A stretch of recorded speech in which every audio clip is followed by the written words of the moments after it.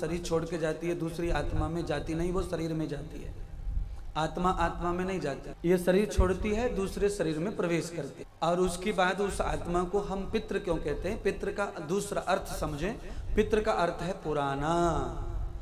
जो पुराना हो जाए उसे पितृ मानते हैं। तो इसमें मानने जैसा कुछ नहीं है, सीखने जैसा और बताने जैसा कुछ नहीं है। पितृ का दूसरा शब्द, दूसरा अर्थ है पुराना होना। पितृ माने पुराना, जो पुराना हो गया उसको पितृ कहते हैं, एक अर्थ हो गया। दूसरा, मृत्यु के पश्चात में वो पवित्र भी हो जाता है, पुनीत हो जाता है, इसलिए भी उसे पितृ कहते हैं। इसलिए पुनश्चैव पुनीति यथात्रम इति पित्रम।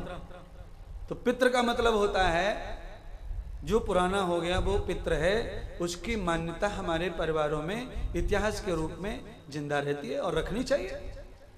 इतिहास तो चाहिए अपने बच्चों के लिए, आने वाले बच्चों के लिए। अभी आपका बेटा है, शादी हुई नहीं और पिताजी मर गए, अभी शादी होगी, फिर बहू आएगी, तब बेटा को बच्चा होगा, तो फिर आपके पोते को कैसे पता चलेगा कि दादी का दादा कैसा था?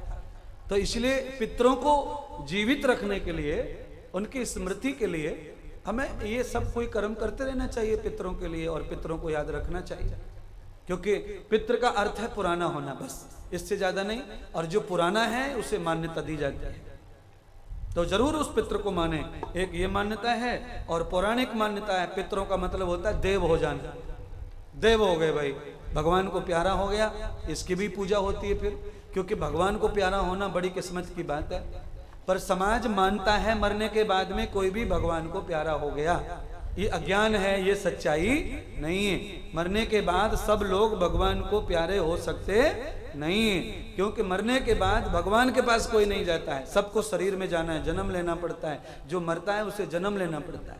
भगवान के पास में वही जाते हैं जिन्हें मोक्ष प्राप्त होता है। जिन्हें जन्म लेना है वो यही घूमते रहते हैं धरती पे, भगवान के पास में नहीं जाते। पर हम स्वभाव से अज्ञान बस ऐसा बोलते हैं कि भाई वो भगवान को प्यारा हो गया, इसीलिए भी हम उनका सम्मान करते हैं पितरों का। भगवान को प्यारा हो गया इसलिए महान हो गया, इसलिए वो पितृ पूजनीय, इसलिए हम उसकी पूजा करते, बरसान बरस श्राद्ध करते हैं। और जो भी आप करते हैं सब पूजा पाठ वो इसीलिए करते हैं श्रद्धा के कारण, क्योंकि वो भगवान के धाम का अधिकारी हो गया है, इसलिए हम मानते हैं। पर सच्चाई ये नहीं है। सच्चाई ये है कि भगवान के धाम कोई नहीं जाता मर के।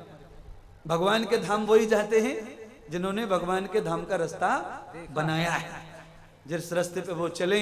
और जिन्होंने संसार का रास्ता बनाया है वो लौट के संसार में आ जाते हैं, यहीं की जन्म हो जाता है। जैसे आप बताओ, आपने ज्वार खेत में बोई और मजदूरों से कटवा ली, थ्रेसर से कुटवा ली, बोरी में भर ली, फिर आप उसे कहाँ ले जाएंगे? धरती पर कहीं न कहीं यहीं घुमाएंगे। या तो तुम दिल्ली की मंडी ले जाओगे, या फरीदाबाद की मंडी ले जाओगे, बल्लमगढ़ ले जाओगे, कुल मिला के इधर ही घूमेगी वो धरती पे, और कहीं उसके लिए जगह नहीं। ऐसे जीवात्मा के लिए दुनिया में कहीं जगह नहीं है, तीनों लोकों में। खाली इस मृत्यु लोक में जगह हमारे लिए। केवल मोक्ष के बाद भगवान के पास जाएंगे। जब तक मोक्ष नहीं तब तक इस लोक में ही रहना है हमको। जन्म लेते रहना है, मरते रहना है, कीड़े मकोड़े गाय भैंस बकरी बनते रहना है। क्योंकि हम एक तरह की फसल ही हैं। फसल होके मालिक चाहे जो भी हो, खेत कोई सा भी हो, पर यहीं उगना, यहीं कटना, यहीं जुतना है।